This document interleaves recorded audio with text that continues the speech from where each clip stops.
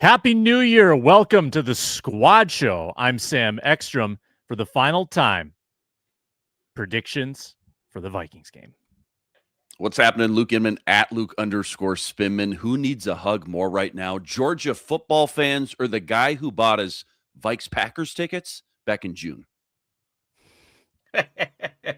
Hey, this is Arif Hasan with Wide Left Football. Last week, I said that Luke Braun was the perfect HTB candidate. This week, he's not here. Draw your own conclusions.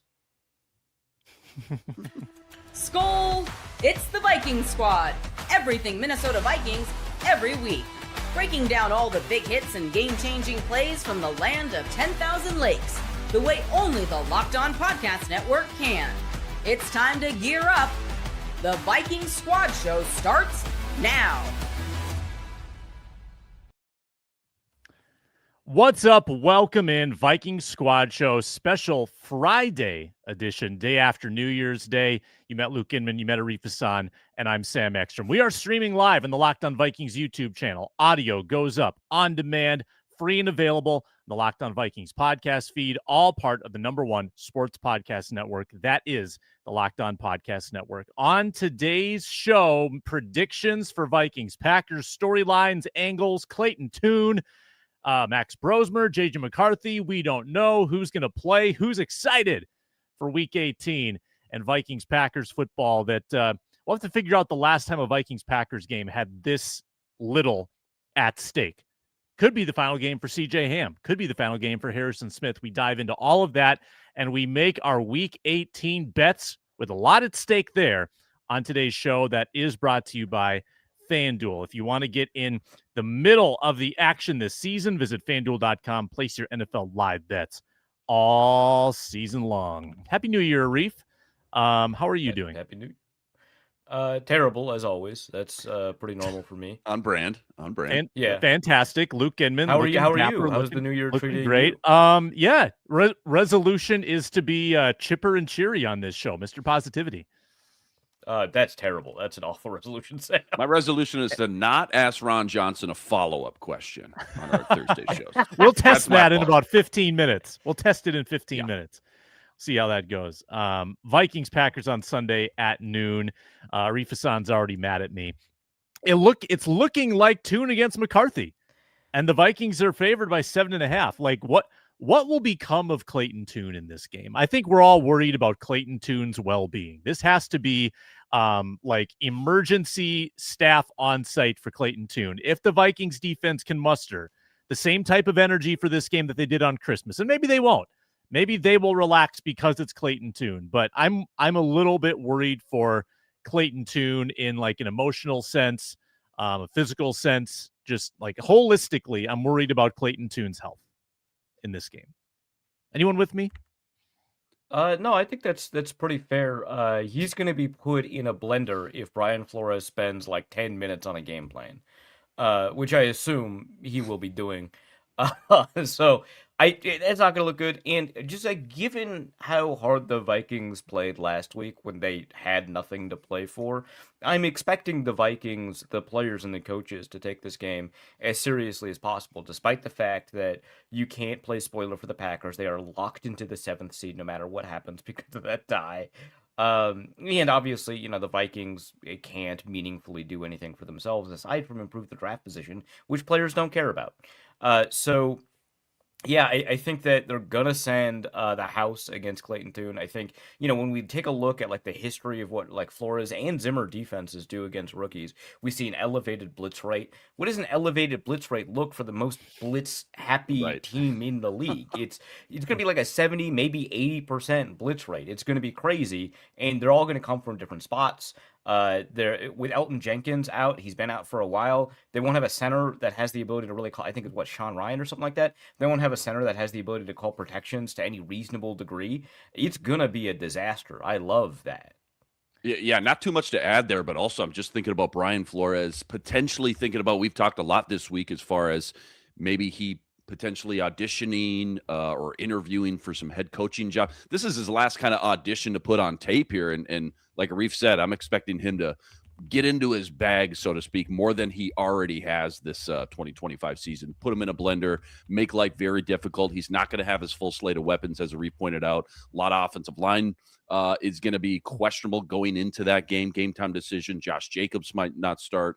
So it's going to be tough going for him for sure. And I also think, too, if you ask Packers fans, and I only watched maybe 15, 20 minutes. I was watching the Timberwolves get blasted by the New Jersey Nets Saturday night, but it looked like Jersey Packers, Nets. Well, depending on who you ask.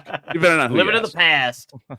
It felt like Packers fans saw a lot of quit, I think, in that Ravens game. And they went all out against the Bears the week prior, but last week some quit. And when you look at what the Vikings did coming off that Christmas game, as you kind of mentioned, whether it's just playing for a guy like Harrison Smith or not, they seem very bought in despite the fact that they aren't playing for a playoff position. So momentum has kind of shifted opposite when you look at kind of the Packers coming off last week versus the Ravens on Saturday night and what the Vikings did to the Lions, who, again, Lions needed to win it in. And to go out there and put that on display, I feel like just feels like two teams, even though one's going into the playoffs and one's not, two teams kind of headed in different trajectories as far as just momentum and just kind of playing with some passion and some fire in between the sidelines.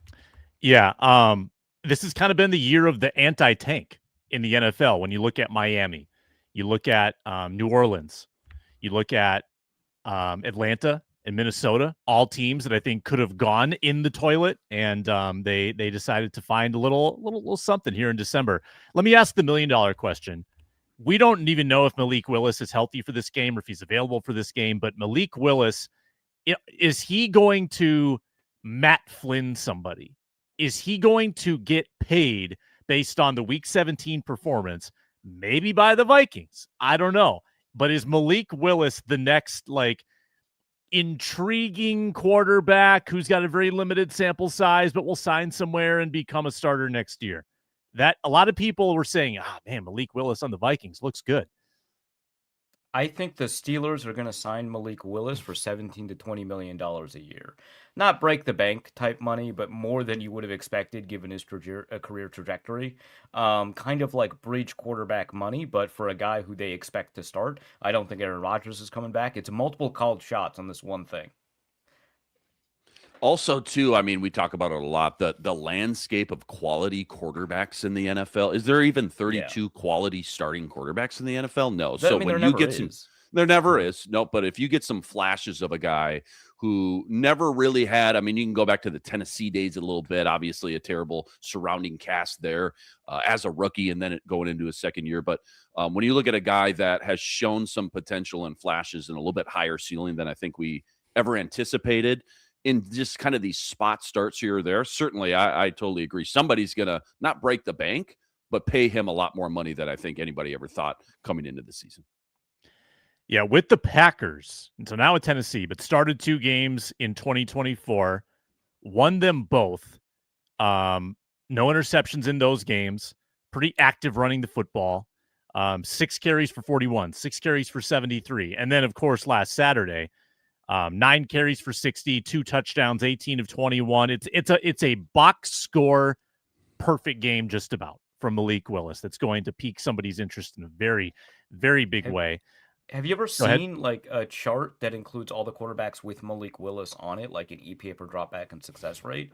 He is in a stratosphere of his own, right? Like he is in his own little world. You've got I've got like a tiny little box to try and demonstrate on YouTube, but like you've got everybody here and you got Malik Willis all the way up here. I hope that helps this little visual, but there's no one in between. It is insane. He has twice as many EPA per dropback on the positive side than the next highest guy. Obviously it's like 2025. Is this like just 2025? Yeah. Minimum 50 dropbacks, right? So he's had 58 dropbacks, right? Because he's had one game as a starter and then a couple of games where he's just like in it, right? And that level of production is pretty outstanding, and I don't think anyone trusts that that's going to continue, or even that he's necessarily going to be good. But that's enough there to intrigue a team that is not in a position to draft a quarterback this year. And I don't think we're going to get a ton of interesting quarterbacks on in the free agency market. Like Uh-oh. We lost him. Lost them. To his point there, too, I don't know how many big names are going to be in the free agency pool. There usually isn't a ton anyways. I mean, trying to think back to the last big prize quarterback free agent that we had, say, was it Kirk Cousins even going way back when? I mean, it just doesn't happen a lot, but also just kind of dipping my toes a little bit into the 2026 NFL draft pool as well. Not a ton of great quarterback class either. I think 2027 is going to be the big quarterback class with Archie Manning and some other guys. But you got the big two guys at the top. And then outside of that, yeah, when you're thinking about a team like the Steelers, right? Usually around 500, you're drafting in that 17 to 22 window. Just not a lot of great options in this quarterback class either. So Malik Willis, again, just knowing how thirsty the league is for just competent quarterback play. What a big surprise. What a kind of, even though it's the Packers, right? What a kind of cool storyline, though, as well. Yeah, I think you and I were all the way in on Malik Willis. I think we liked him going into that 2022 draft. Looked bad Not for a quite little Hendon bit. Hooker, but Not yeah, Hooker we level. were on Malik Willis. Yeah, we certainly were, and finally we've been proven right. Yeah, well, if Arif's, and he usually is right, $17 million, that would make him, that's beyond highly paid backup. That's like you are competing for a starting job 50-50. Yeah. That's what a lot of people are begging for. Well, what right? Daniel Jones the get Vikings. in Indy? Sorry to interrupt. Daniel Jones got, I think it was about 14-15.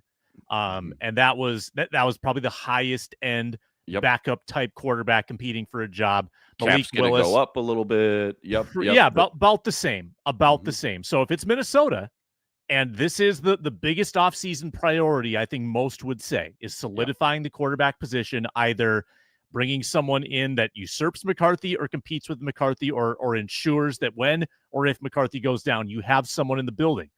Malik Willis does make sense. While he is wildly different from a skill set standpoint, I don't think that should matter. I still think I would take that athlete. I would take that flash in a pan as your backup quarterback any day of the week. I know it's costly, but that feels like the type of move that would really move the needle and raise the floor, the Vikings quarterback room. Inman, you agree? Yeah. Oh, yeah. Undoubtedly, for sure. Again, after kind of the disappointment, the collapse of everything that happened in the quarterback room this year, having to watch, Max Bros, we're having to have real conversations going into a game about John Wolford going to be the guy this week. Like, no doubt, you got to feel better about your quarterback room and kind of the floor of that quarterback room, even with JJ McCarthy kind of ending these last couple games, hopefully on a high note, which we'll get into. But certainly Malik Willis, again, knowing the limited options that are probably going to be out there, as Arif kind of mentioned and touched on, and knowing the limited options also in the draft as well, Malik Willis would definitely not only raise your confidence, help you sleep a little bit easier at night, but raise the floor of that quarterback room as well for KOC. Yeah, we got Macho Meach in the chat saying he'd rather see John Wolford than Max Brosmer. I guess I don't really care about that distinction. I just want to see JJ McCarthy, and it looks like we will. Full participant yesterday, a chance for JJ to put one final good performance on tape. And has for anyone asked about McCarthy's potential participation after having seen the practice report that he was a full participant, or are we still waiting on some coach to confirm? The schedule would usually not have O'Connell on Thursday. That would be today, Friday. So I would guess we'll have some solidified information Friday today. Availability. Yeah. On of course. I think if it was between Brosmer and Wolford, I would just throw my hands up and say, give them each a half preseason mode. I think it would still be Brosmer. This is a coaching staff that really sticks with quarterbacks despite their level of performance until it becomes, impossible, which it is fair to say we're pretty close to that with Brosmer. But I just think that, Joshua Dobbs got way more of a leash than I think a lot of us expected. I think J.J. McCarthy did. To O'Connell's credit, J.J. McCarthy got more of a leash than we expected, which is why I never believed kind of the soft benching stuff, right? So, I think it'll be Brosmer if it is that situation where you don't have McCarthy out there.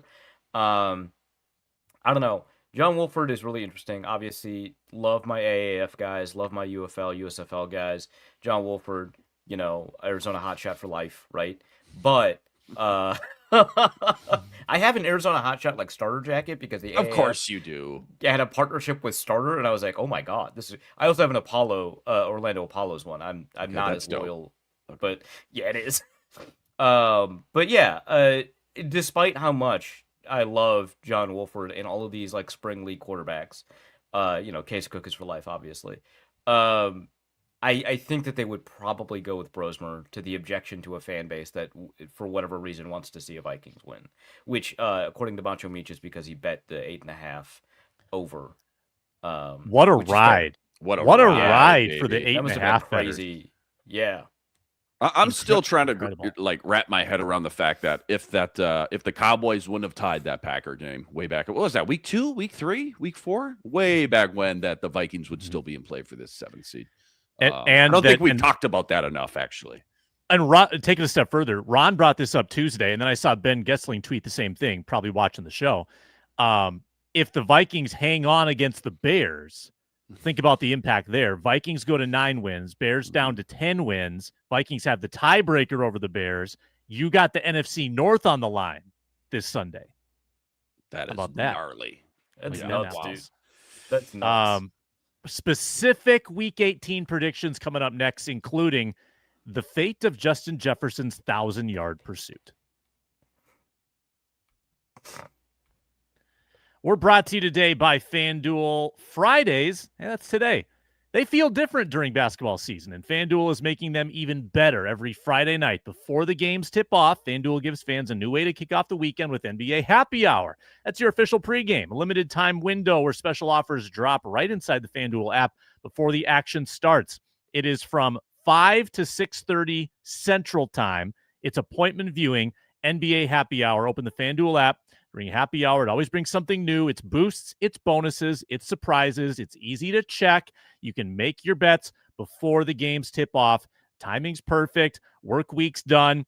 Adds a little energy to your Friday night. So before tip off, check the FanDuel app. See what's dropping during NBA Happy Hour every Friday. Again, that's 5 to 6:30 Central. A little basketball, a little action, whole lot of Friday energy. NBA Happy Hour only on FanDuel, the official sportsbook partner of the NBA.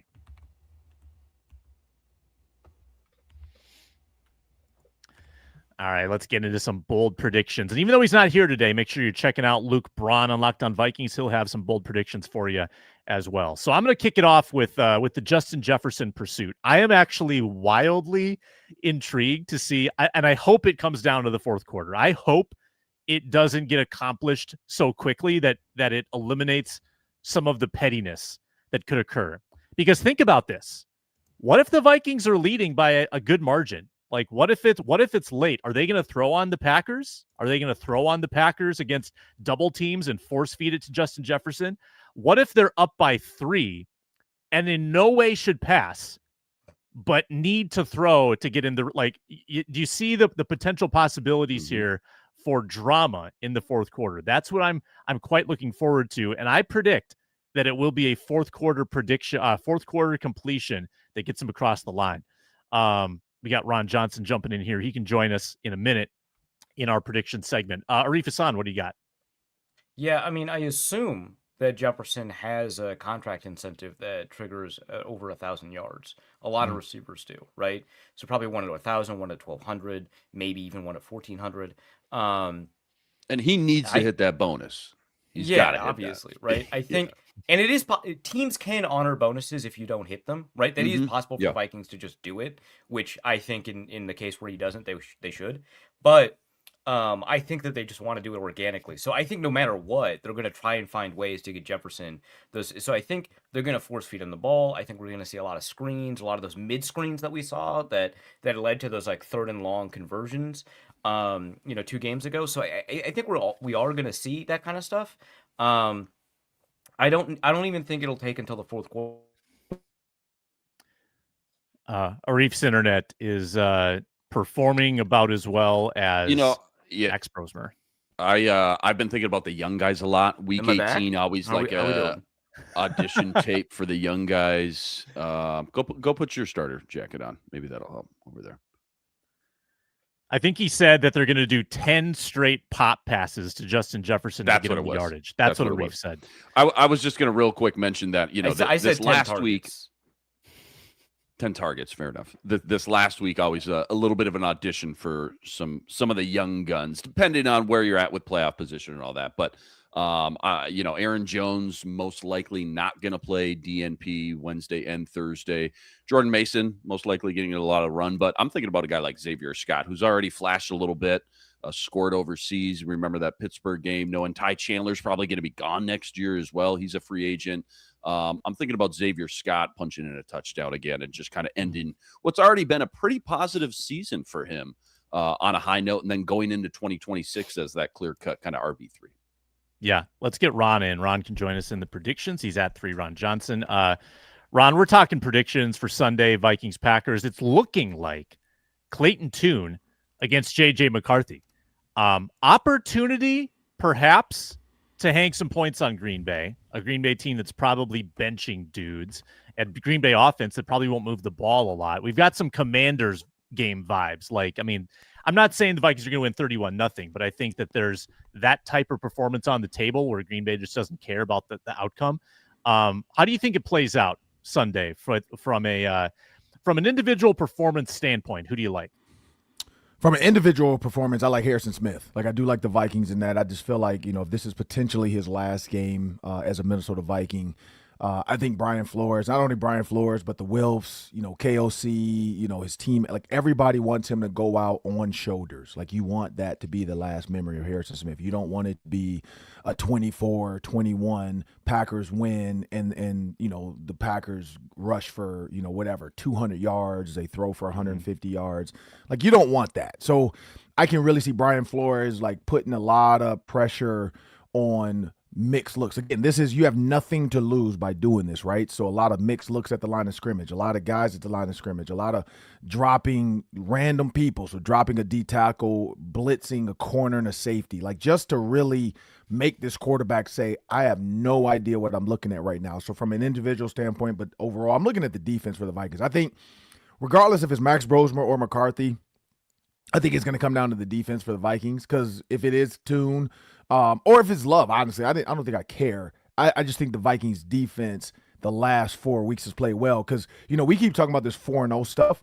Their offense has not played well overall in those 4 weeks. It's been the defense in those 4 weeks, and that's what I think a lot of people want to see is what can Brian Flores dial up, because when you look at number of plays, 280, this in the last 4 games, yards gained per play, 3.6 total, per play over a stretch of 300 plus plays. That's what you think about Brian Flores is just absolute dominance the last 4 weeks. That's what I want to see is how does this defense finish the season out? Yeah, the no touchdown scored by the Commanders. Cowboys got a couple. One of those was a very short field, though. Giants didn't score a touchdown, only on defense. And the Lions needed a 20-play drive and have to make it on 4th down just to score one. Really impressive stretch. Does that three stretch touchdowns is nuts in 4 weeks? 3 touchdowns, and it's not coming with a ton of turnovers. It's only 5 interceptions and 10 turnovers, but 5 interceptions, 5 game. Fumbles. They all came in one game. Yeah. And, you look at 17 sacks. You look at the punts. They've only faced 9 punts as a defense. So again, it's just been take the ball away and then let's matriculate down the field. Let's give up. If we give up a field goal, who cares? But even that, they haven't given up a field goal in 4 weeks. That is just absolutely bonkers. That's wild. That's wild. That's and crazy. Sam, to your point too, that Actually, no, Lions- sorry, I took field goal out of that. This one doesn't. This list that they sent me doesn't have field goals on it, so they Got it. Okay, I was like, that can't be right. We So removed we the still field don't know goals for sure, though. We don't. It's Yeah, not on so the list. yeah, it's on this other list. I can scroll down. The Vikings have Lions some had stuff one. and other people. Yeah, there's some field goals in there because the reason why we remove field goals for people at home wondering is because it gives you a false number if they kicked on 3rd down. Then it makes their 3rd down look like they gave up points on 3rd down, and that, in my opinion, I don't count that towards the defense. But the Minnesota Vikings have, let's see, 3 touchdowns, 7 field goals. So they've given up 7 field goals in that stretch, which is good. They forced them to kick the ball. They've been, but don't break. And so this has been a 4-week stretch of the Vikings need to start all over again. Brian Flores needs a statue in front of the stadium. I was just going to point out too as well, Sam, you mentioned that Lions took them 20-play drive, 8 minutes, fourth down conversion. That was like a circus catch too, by the way, just a YOLO jump ball circus catch by Isaac Tesla. Ron, I was thinking about the young guys during, week 18, something like this, where playoff implications not in play at this point. I mentioned a guy like Xavier Scott. I'm interested to see if he gets a little bit more run. Give me one young guy, like a Jay Ward, so to speak, one young guy that you're kind of hoping gets a little bit more run and can kind of build a little bit of momentum into 2026. I guess I don't know if Jalen Naylor counts as a young guy, but I do want to see more from Jalen Naylor. Like I want to see what his output looks like. Donovan Jackson, it's super boring to say Donovan Jackson, but I do want to see like what can he do this game to really like show us like, okay, he has Quentin Nelson potential down the stretch. He has the ability to be a really good guard, but I'd say I'm looking at both receivers, Ty Felton and Jalen Naylor, because I don't know if Ty Felton's going to get any run.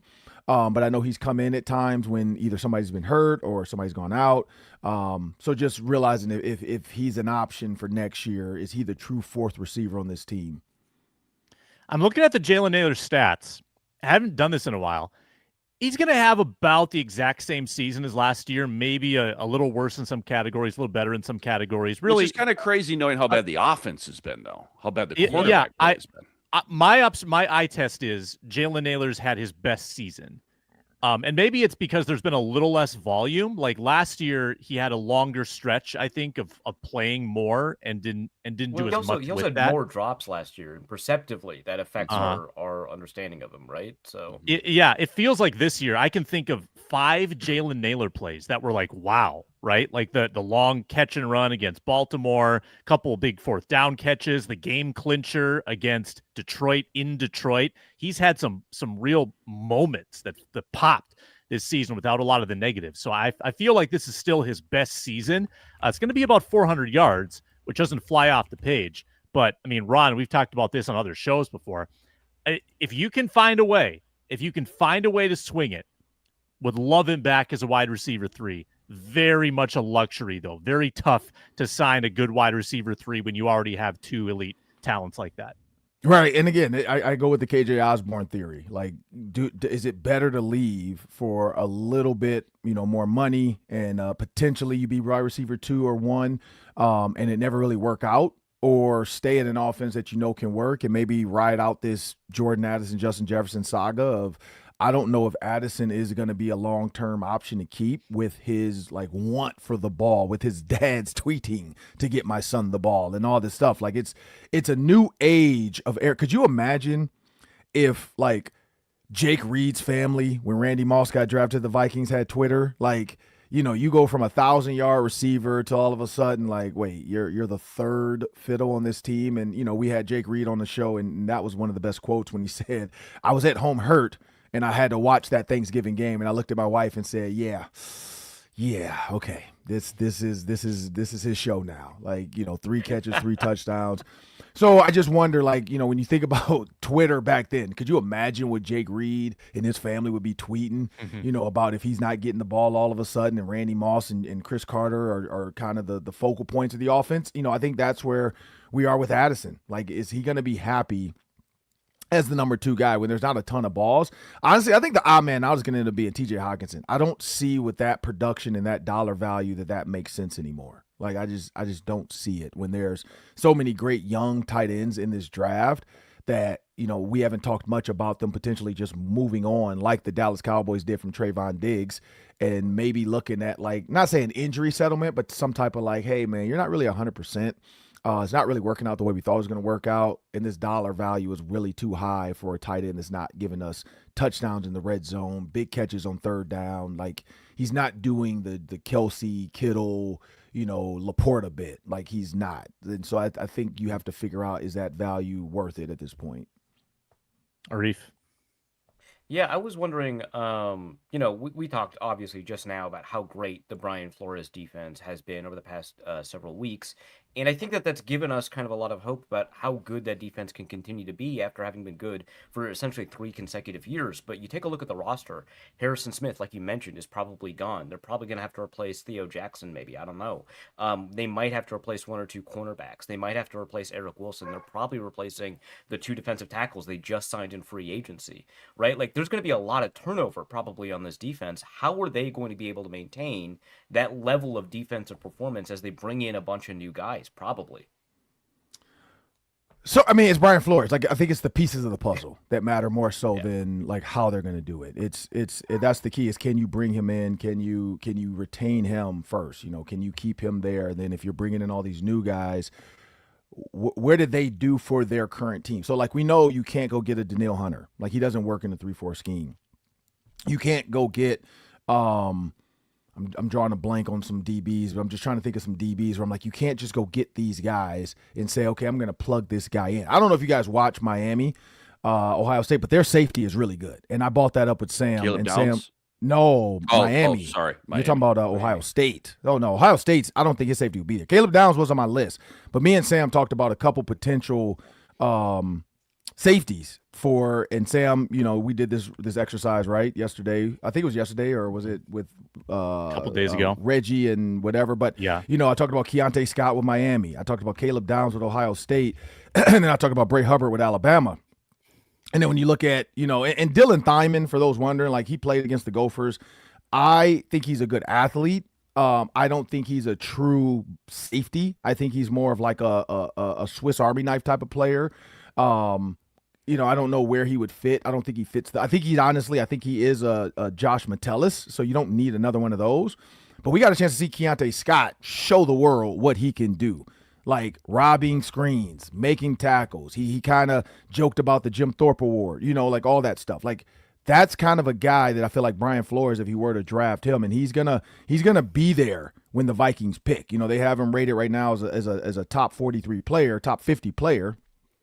That's an easy opportunity to just find Harrison Smith's replacement, but also say, Harrison, just wait for 1 more year. Help us with this kid. So I think when you're talking about plugging guys in, 1 more year, just train one of these guys. I'm not being greedy. One more. But when you think about that, that's where I say it's Brian Flores' defense. I think when you come up with these schemes, I always go back to the Theo Jackson interview me and Sam did at the beginning of the year. He said, when I looked at my iPad at times, I was like, how in the hell are we going to do this? Like, it doesn't make sense. I don't understand why I'm lining up here to cover here.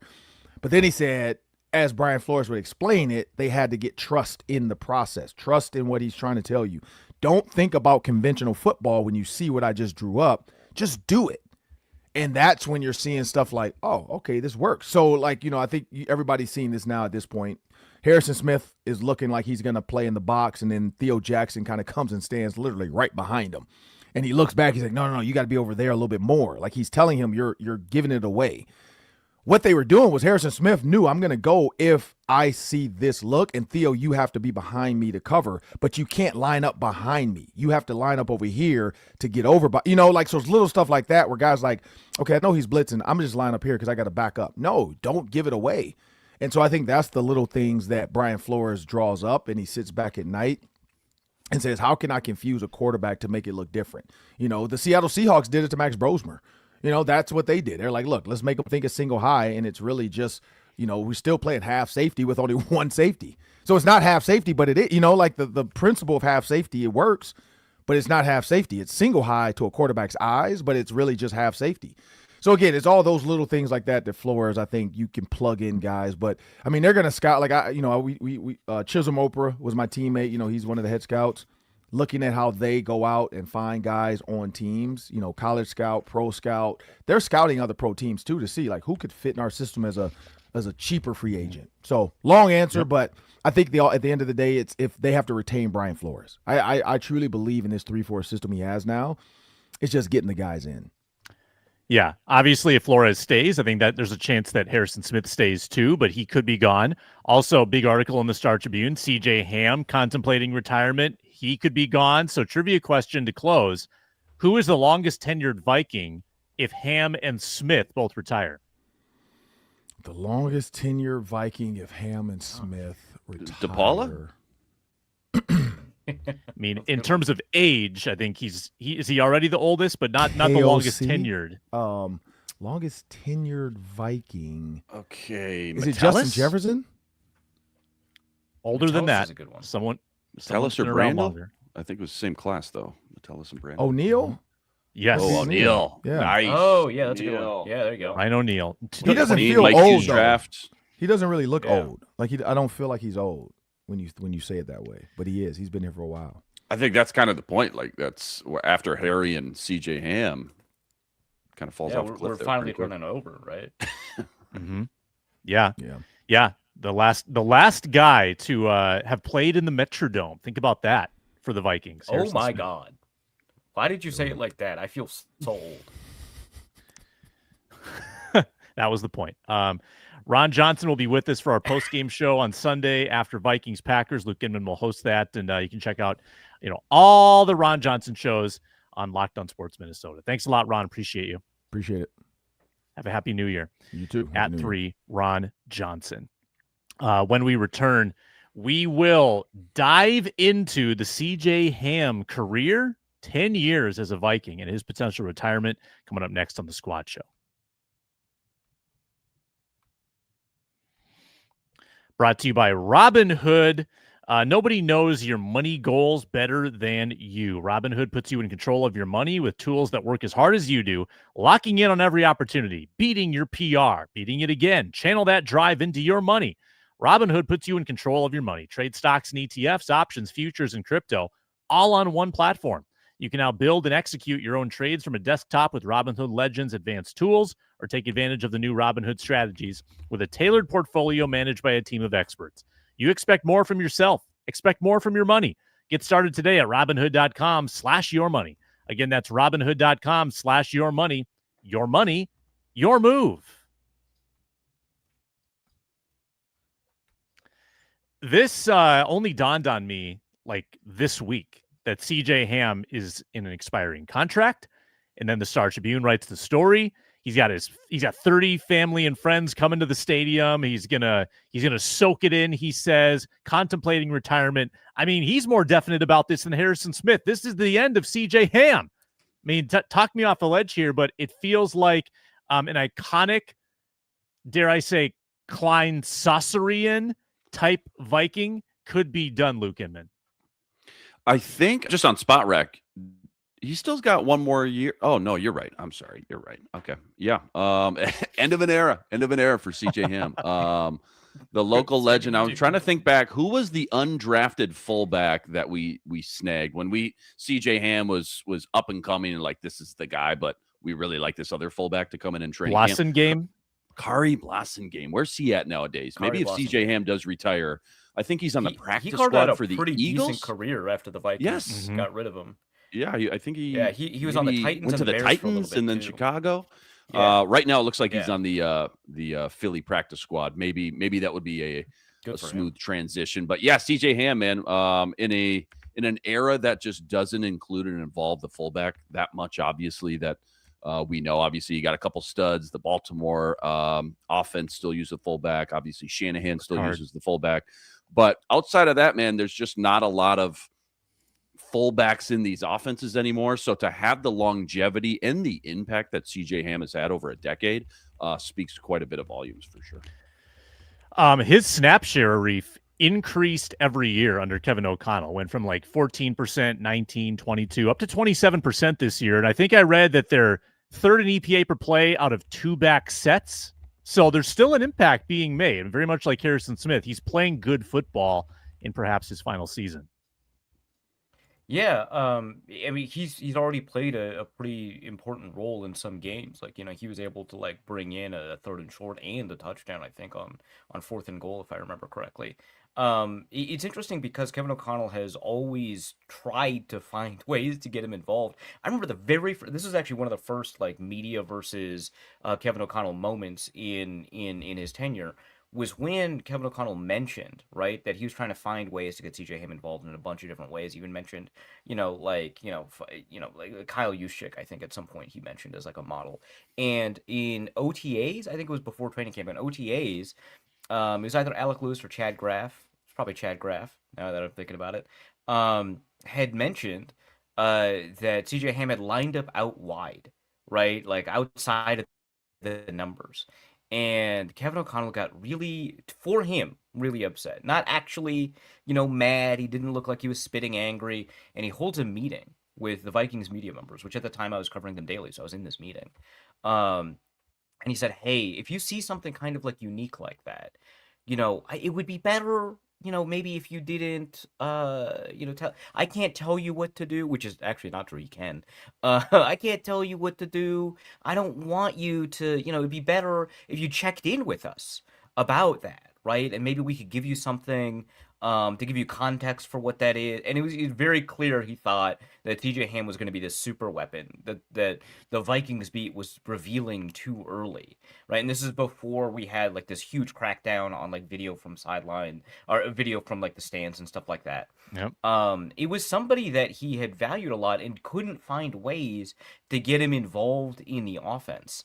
And like as you mentioned, over time he found ways to do it.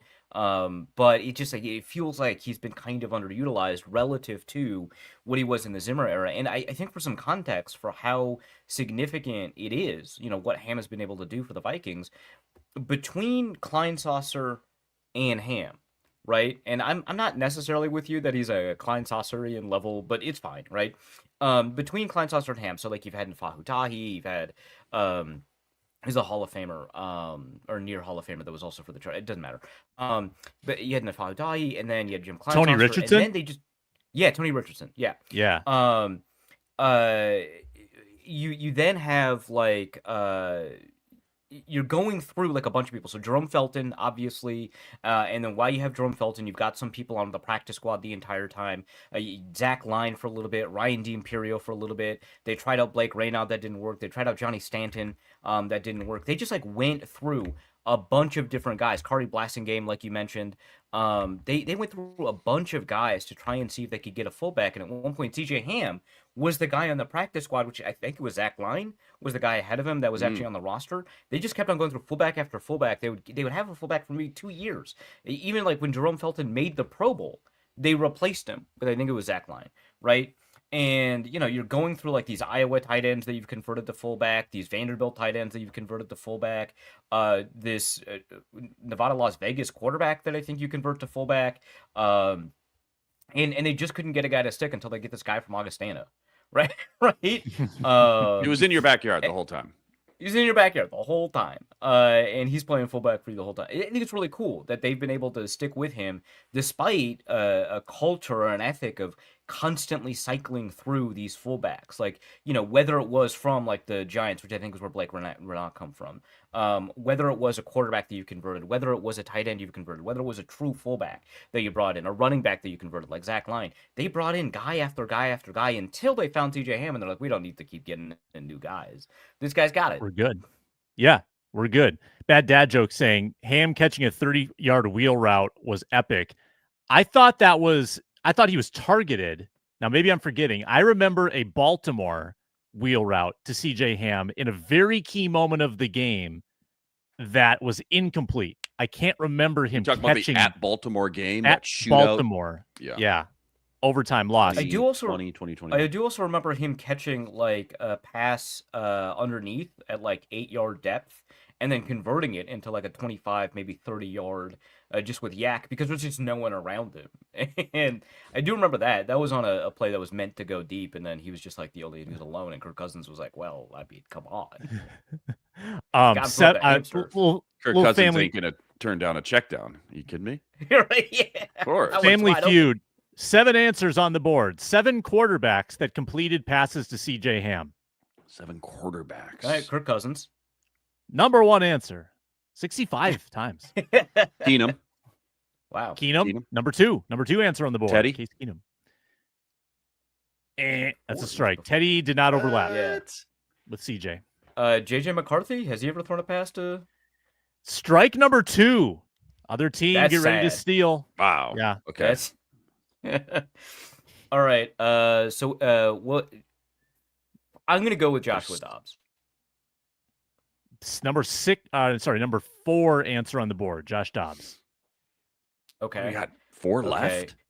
Do we? Yep. Okay, Luke. Do you want to go with Sam Bradford, or is that We do. No, we are do. we a little? We do. No, All I'm right, good Sam with that. Bradford. No, I'm sorry. That's your Really? third strike. What? There's another. I There's was another so very confident when you obvious said that. Sam. Another very Oh, obvious Darnold. Sam. Oh my God, we missed Uh, Darnold. We missed Come Darnold. on. Wentz? Wentz. Yep. Two more. Wait, so Wentz did, but McCarthy didn't? No. What are we doing here? Rosemer? Nope. Man, Rosemer. I Absolutely. can't believe there's 7. Well, I'm digging deep in the barrel now. not. I don't- Mullins? Nick Mullins? Mullins. Sure, okay, Mullins 2 times and one okay. more. Toughest one. Certainly not Jaron Hall. That would be absurd. But about as likely. Like about as small of a sample size. Who's the guy that Kellen Mond? Nope. What a great guess. What a great Probably the guess. same season. Same season as Kellen Mond. Who Kellen in the Mond? world? So we went through Mullins. Oh, the Packer game. Kirk Cousins had COVID. The Packer game. They said, "Why don't you play Kellen Mond?" And Jake Zimmer's Browning? Like, No, I mean, you sorry. got it. Inman's got it. yeah. What's his But name? Yeah, what? Who Sage. was it that game? Sage? That's not it. That can't be it. No. It's not Sage. Sean Went to Mannion? Oregon. Sean Yes, Mannion. Sean Mannion. Thank you. Sean. Oregon State. The pride of Oregon State. How, Sean Mannion. God, so many quarterbacks have thrown a pass for the Vikings in like the past 5 years. That was harder than I absurd. thought That it was would be. great. When you said 7, But we missed Sam Darnold, so that part missed is Sam on us. Darnold, Like that that, was we dumb. should have gotten Yep. that pretty easily. Yeah. Carson Wentz, but not McCarthy, is very funny. yeah. All right, let's do it again for real. I've got more. I've got more trivia. The longest CJ Ham completion in his career. 33 yards. No idea. Arif? I'm gonna price is right, Luke Inman, and go 34 yards. yards. Diabolical. 36. Correct answer. That was the. That's all right. I'm waiting for you. Got the watch up there? I'm waiting for the TV surround set. That's fine. Go ahead. Get on up there. Go ahead. December 2019 in Seattle, early in like probably part of the opening script. They got Ham loose for 36 somehow. I don't remember They how. scripted one for him. He's That's great. loose. Love it. He also had, I think is it 1? No, he had 2 receiving touchdowns. Do you remember those games? I'm assuming Okay. it's a little play action at the goal line. Okay. Do we think that includes? We're the both at the 36 Metrodome. yard? No. Excuse me. We're both at home. No. Hold on. Against the Jaguars in 2020, right? Like a 12-yarder.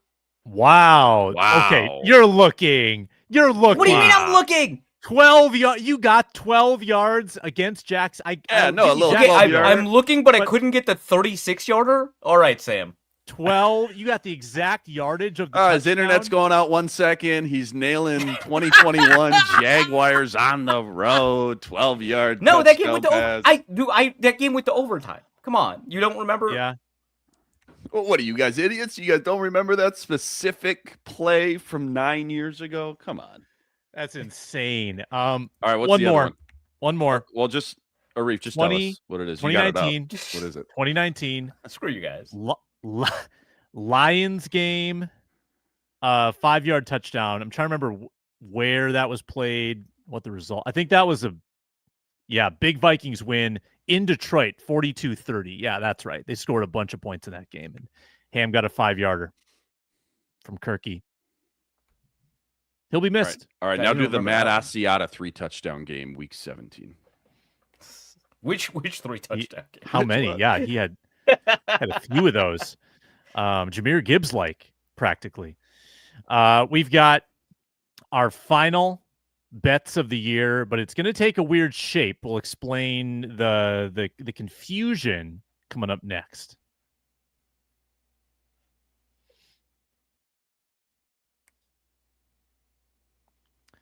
Welcome back, Viking Squad Show. The betting has been dramatic.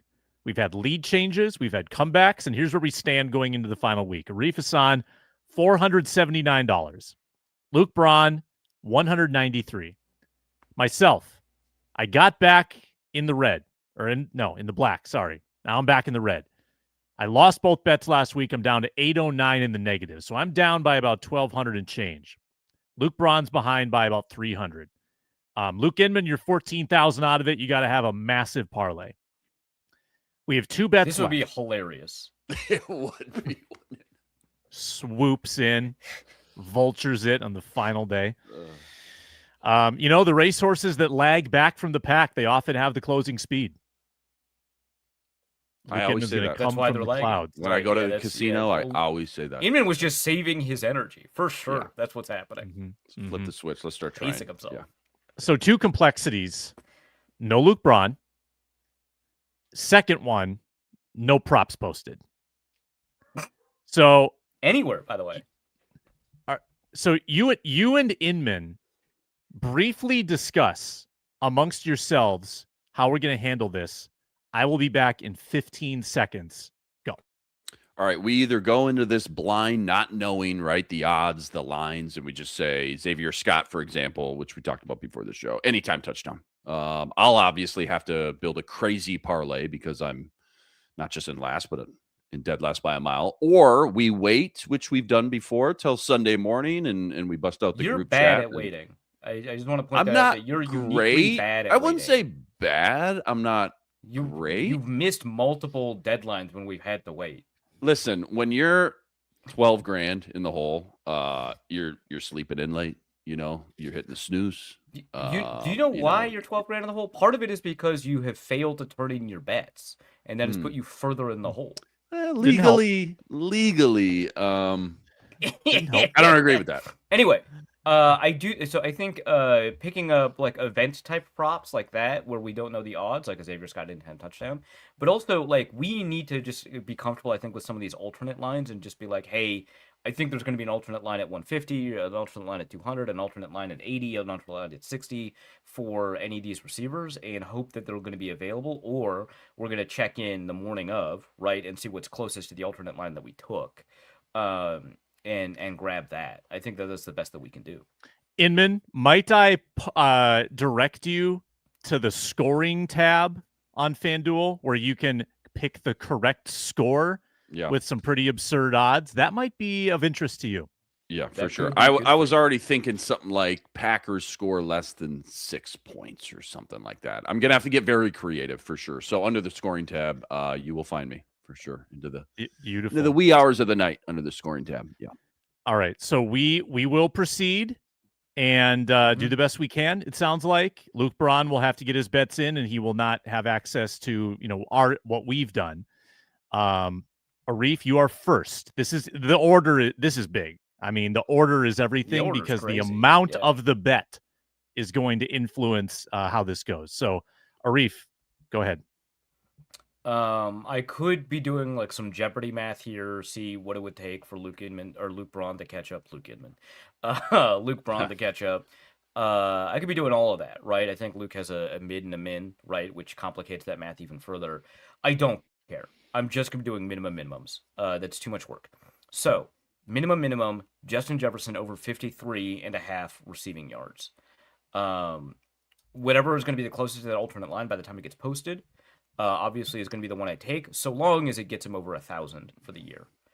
So the quickly here. So we looked on Prize Picks and it was 60, I think 64. So are you saying you're taking an alternate receiving line, or you're predicting yes, that's it would be if we can find an alternate receiving line as close as possible to getting him over 1,000. That's the one I want. So like we might find a 55 one the day of, and that'll be the one I would take. It is allowable as long as it's not beyond minus 200. That's always been our rule. Right. So we will. So the first one inside of minus 200, we will give you. Very good. Luke Inman, you get 2 cracks at this. What are you going to go with? I get 2 cracks. All right.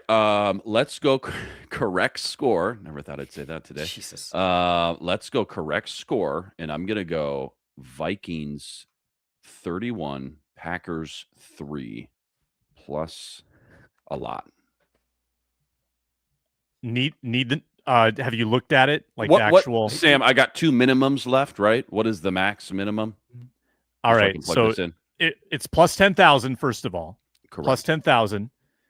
The max minimum is $719.99. So we should probably make sure this gets you there, like so $719.99. It does. It wins me $71,000. So okay, that'll get you there. Yeah, that'll barely. get you there. Yep.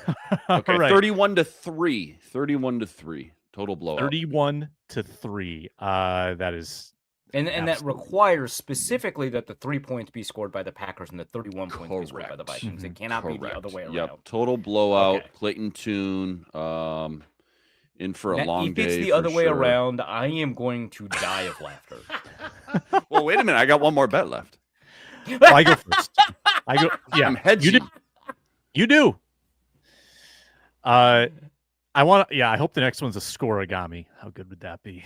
All right. Yeah. I think so. Reef's taking the tact that if he goes minimums and he goes 1 for 1 or 1 and 1, that forces Braun basically to go 2-0. And it also forces me to go 2-0. Well, I mean, Braun has a mid and a medium, right? So if he maxes his mid, right, I think he can go 1-0 if I go 1 or 1-1 if I go 1-1. Yeah, you're not wrong about that. Okay, a couple This is variables. a crazy betting setup that you've constructed, Sam. It is. If Has he it added to maxes the his contest? Has it added to the contest? Rules that only we can understand. The viewers and listeners popping in are like they're just puzzled beyond belief. I have been kind of getting killed by having any kind of faith in the Vikings offensively, except for that Dallas game. Dallas game is when I hit my parlay because I believed in the Vikings offense and they came through for me. McCarthy could be playing. I am going to take I'm going to take the under on McCarthy passing attempts, which has been a pretty good wager. And actually, let me amend that. McCarthy completions, not attempts, completions. Under on McCarthy completions, we'll watch for that to pop up.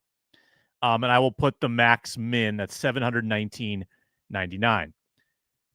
Would be my bet then again here. I'm going to come right back, and I'm going to take the Jalen Naylor over on yardage. I went with it last week. I got shut out, so I'm due. Jalen Naylor going to be part of the game plan. Over on yardage, max min. So back to Inman. You guys are so funny. You guys watching you guys overthink all this. It's not that hard. Vikings 27, Packers 6. It's really not, you guys. 719 to win again, 71,900. I feel great. It took me till week 18, but I feel really good about this. I'm rooting for you. It's going to be a blowout. The under is so low that this is classic Vegas, that they're going to, bait people in taking the over because the over-under is so low. It's going to be very close to, what is it, 35.5? So it's going to be about 34. And I think it's just going to be a blowout. Vikings blowout. Smart of you to target that over-under. That's wise. This guy knows what he's doing, folks. Arif. Yeah, Inman is like... It's like a Pokemon that has to fight through paralysis and confusion to hit like a 30% fissure to get the one-hit knockout to win the round. It's too real, man. It's too real. I hope your internet goes out. I think I won. Did I win? I got a who won the one-hit betting knockout, last year? dude. Yeah, you got it. You got it. Go back to your corner. Who won it last year? Sam, did you win this? We've talked about this. I think I did, didn't I? It didn't matter. I've won a couple times in the past. Not riding the Jaguars that year, but I just want to share the love and let somebody else win. Been. I don't think I've ever won because my goal has always been to avoid the loss when losses matter, and we've never made it so that winning matters. Correct. Now I'm in prime position. If a bear's chasing you, you just got to outrun the person who's slowest. Exactly. That's how I've always been doing this, right? It's like, avoid the worst outcome, or it's just kind of wherever the prize is, you want to I want to kind of, the prize was to not lose, so I didn't lose, right? All right, so minimum. Clayton Tune passing yards, I assume, is going to be around 180, and I'm going to take the under on that. If it is under 150, I will probably change my bet, but I assume it'll be around 180 or something like that. Hopefully it's at 200 to make it a little bit easier for me, but I'm taking the under on the passing yardage all the way down to 180. And then we'll kind of see what that looks like when we get the odds, and then I might change my mind and take what's left. But that's kind of where I'm at, because I just think that Brian Flores is going to demolish this poor dude. Mm-hmm. There's going to be Looney Tunes. Clayton Tune Looney Tunes. You're a believer in Jefferson. You, like me, are concerned for Clayton Tune's well-being. That's where we started the show, and that's where we finish. Vikings-Packers, final game of the year, Sunday noon, CBS. Spiro Ditas on the call. Luke Inman on the postgame. Looking forward to that. I'm Sam Ekstrom. That's Arif Hasan. Check him out on Wide Left. Check out Luke Inman as well on the Locked On Wolves postcasts on the Locked On Wolves YouTube channel. He and Jack Borman do a fantastic job. Happy New Year, everyone, from all of us at the Vikings Squad Show and the #1 sports podcast network.